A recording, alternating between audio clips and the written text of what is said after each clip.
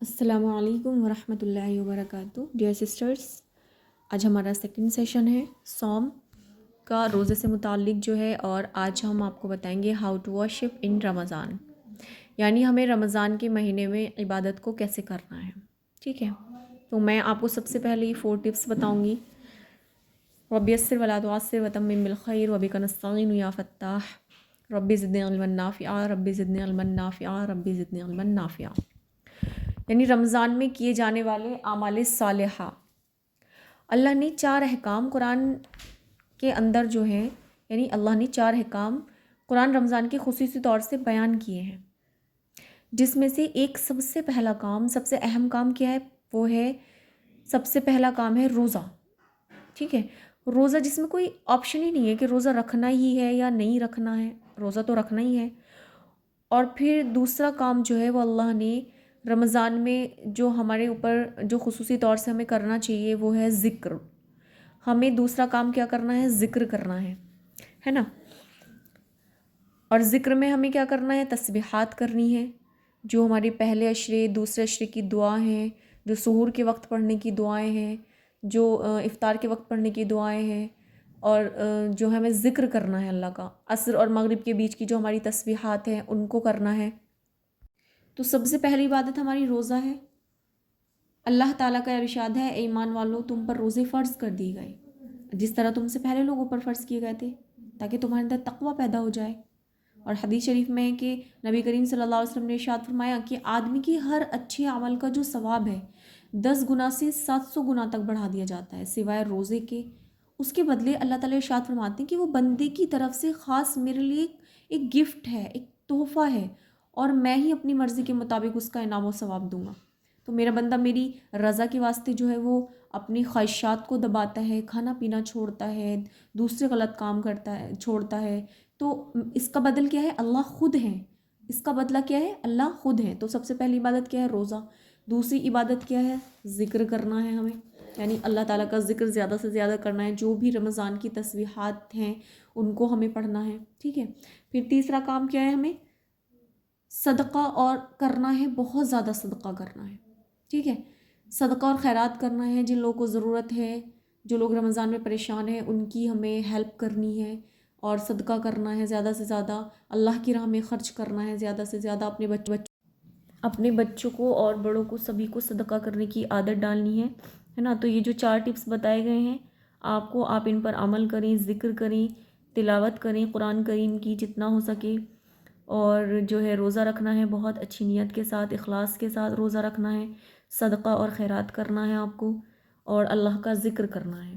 ٹھیک ہے، دوسری چیز میں جو ہماری نوافل نمازیں ہیں ان کی پابندی کرنی ہے، ان کو ہمیں فرض نمازوں کی طرح سوچ کر انہیں پڑھنا ہے، تاکہ ہم جتنا ہو سکے اس میں عمل کریں۔ یہ جو ہے نیکیوں کا سیزن ہے، اللہ کی رحمتیں جو ہیں اس میں برستی ہیں، تو جو ہماری تسبیحات ہیں ان کی پابندی کرنے کے بعد ہم نوافل کی پابندی کریں، چاشت اشراق کی جو نمازیں ہیں، جو اوابین تہجد کی نمازیں ہیں، اور جو ایک سب سے اہم نماز ہے رمضان کے اندر وہ تراویح کی نماز۔ حدیث ہے کہ جو شخص رمضان مبارک کی راتوں کو ایمان اور اخلاص کے ساتھ عبادت میں گزارے گا اس کے سب پچھلے گناہ معاف کر دیے جائیں گے۔ تو رمضان مبارک کی ایک امتیازی عبادت نماز تراویح ہے، جو اپنی الگ شان رکھتی ہے۔ اس کے ذریعے رمضان مبارک میں مسجدوں کی رونق بڑھ جاتی ہے اور عبادت کے شوق میں غیر معمولی اضافہ ہو جاتا ہے۔ تو حدیث شریف میں ہے کہ نبی کریم صلی اللہ علیہ وسلم نے رمضان مبارک میں جو ہے وہ 3 دن مسجد نبوی میں باجماعت نماز پڑھائی، لیکن جب رش بہت زیادہ ہونے لگا، مجمع زیادہ بڑھنے لگا، اور صحابہ اکرام کی غیر معمولی ذوق شوق کو دیکھ کر آپ صلی اللہ علیہ وسلم کو یہ خطرہ ہوا کہ کہیں یہ نماز امت پر فرض نہ کر دی جائے، تو آپ صلی اللہ علیہ وسلم نے یہ سلسلہ موقوف کر دیا، اس کو ختم کر دیا۔ لیکن آپ صلی اللہ علیہ وسلم رمضان المبارک کی راتوں میں عبادت کا بہت زیادہ اہتمام فرمایا کرتے تھے۔ تو جو لوگ حافظ قرآن ہوا کرتے تھے وہ خود نوافل میں قرآن پڑھتے، اور جو حافظ نہیں تھے وہ کسی حافظ کی اقتداء میں قرآن کریم سننے کی سعادت حاصل کرتے تھے۔ مدینہ منورہ کے جو ہیں وہ ایک تابعی ہے ثعلبہ بن ابی مالک، روایت کرتے ہیں کہ ایک مرتبہ رمضان المبارک کی رات میں نبی کریم صلی اللہ علیہ وسلم مسجد میں تشریف لائیں، تو دیکھا کہ مسجد کے ایک گوشے میں جو ہے، کنارے میں جو ہے کچھ لوگ جماعت سے نماز پڑھ رہے ہیں۔ تو آپ صلی اللہ علیہ وسلم نے دریافت کیا کہ یہ لوگ کیا کر رہے ہیں، کس نے عرض کیا اللہ کے رسول یہ وہ حضرات ہیں کہ جن کو قرآن کریم حفظ نہیں ہے۔ حضرت ابی بن کعب نماز میں قرآن پڑھ رہے ہیں اور یہ لوگ ان کی اقتدا میں قرآن سن رہے ہیں۔ یہ سن کر نبی کریم صلی اللہ علیہ وسلم نے فرمایا کہ انہوں نے بہت اچھا کیا، اور آپ صلی اللہ علیہ وسلم نے ان کے بارے میں کوئی ناگواری کی بات ارشاد نہیں فرمائی۔ تو اس تفصیل سے ہمیں اتنا معلوم ہو گیا کہ دور نبوت میں رمضان کی وہ خصوصی نماز جسے بعد میں تراویح کا نام دیا گیا یقیناً پڑھی جاتی رہی، اور حضرت صحابہ رضی اللہ تعالیٰ عنہم اس نماز سے بخوبی واقف تھے اور تنہا یا جماعت سے اسے پڑھا کرتے تھے۔ تو پھر دور صدیقی اور دور فاروقی کی ابتدائی زمانے تک یہ سلسلہ یوں ہی جاری رہا۔ اس کے بعد سیدنا حضرت عمر فاروق رضی اللہ تعالیٰ عنہ نے یہ دیکھ کر کہ لوگ مسجد میں تنہا یا چھوٹے چھوٹے گروپس بنا کر تراویح کی نماز پڑھ رہے ہیں، آپ نے مناسب سمجھا کہ تراویح کی باقاعدہ جماعت قائم کر دی جائے، کیونکہ جس طرح خطرہ وجوب کی وجہ سے نبی کریم صلی اللہ علیہ وسلم نے تراویح کی جماعت کا سلسلہ موقوف کر دیا تھا، آپ صلی اللہ علیہ وسلم کی وفات کے بعد یہ خطرہ باقی نہیں رہا تھا۔ اس لیے آپ صلی اللہ علیہ وسلم نے صحابہ میں سب سے بڑے جو قاری حضرت ابی بن کعب کو تراویح کا امام مقرر فرمایا، اور صحابہ حضرت ابی بن کعب کی اقتدا میں تراویح پڑھنے لگے۔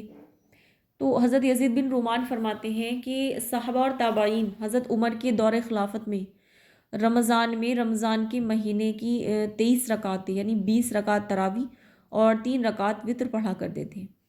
حافظ بن حجر اسقلانی نے یہ روایت نقل کی ہے کہ نبی کریم صلی اللہ علیہ وسلم نے 2 رات میں 20 رکعتیں پڑھائیں، اور جب تیسری رات ہوئی لوگ جمع ہوئے مگر نبی کریم صلی اللہ علیہ وسلم تشریف نہیں لائے۔ پھر صبح کے وقت ارشاد فرمایا کہ مجھے خیال ہوا کہ یہ نماز تم پر فرض ہو جائے گی، تو تم اس کو کیسے نبھاؤ گے؟ خلاصہ ہے کہ 20 رکعت تراویح حدیث سے ثابت ہے، اور ہر دور میں مسلمان مرد عورت اس کو اہتمام سے ادا کرتے رہے، اس لیے ہمیں بھی اس کا خوب اہتمام کرنا چاہیے۔